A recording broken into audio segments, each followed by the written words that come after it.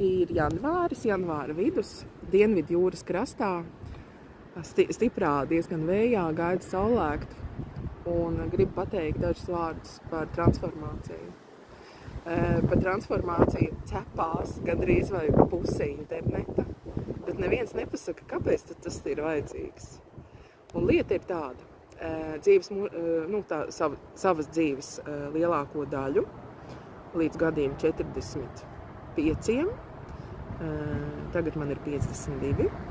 Es dzīvoju ar pārliecību, ka es nezinu, kāpēc mēs te esam atnākuši, ar pārliecību, ka mūsu dzīve vienkārši ir bezjēdzīgs gadījuma notikums, un ka vispār tam nav jēgas. Nav jēgas, ka tu piedzimst, nav jēgas, ka tu nomirsti, un vispār, ko tu dari savā dzīvē, arī nav jēgas.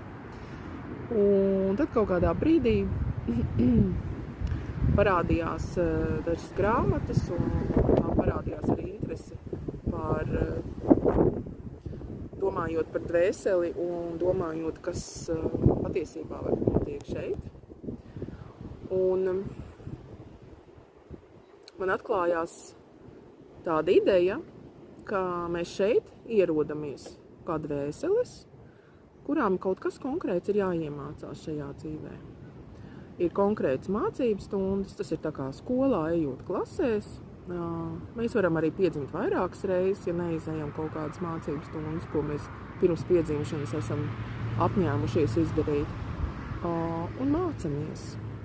Un te parādās tas jautājums savā dzīvē šobrīd.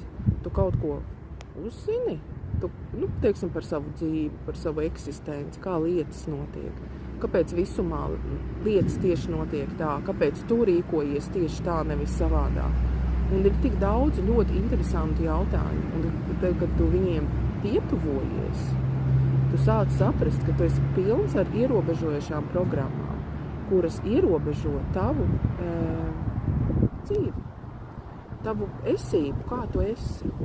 Un tu pats pat nezini, ko tu gribi. Un tāpēc cilvēkiem ir arī ļoti grūti uzstādīt sev mērķus. Jo parasti mērķi jau tiek izvēlēti, kas ir kaut kur noklausīts, vai vecāku, vai draugu, vai kaut kur, es nezinu, internetā ieraudzīts. Foršs mērķis, bet tas jau nav tev. Jo tu pats nezini, jo tu esi tik ļoti ierobežots ar tām programmām, ka pat nezini, kas tev ir.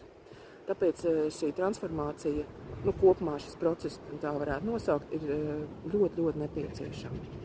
Iepazīt sevi, iepazīt dzīvi jaunā kvalitātē un izbaudīt beidzot varbūt arī to, ko tu reāli gribi.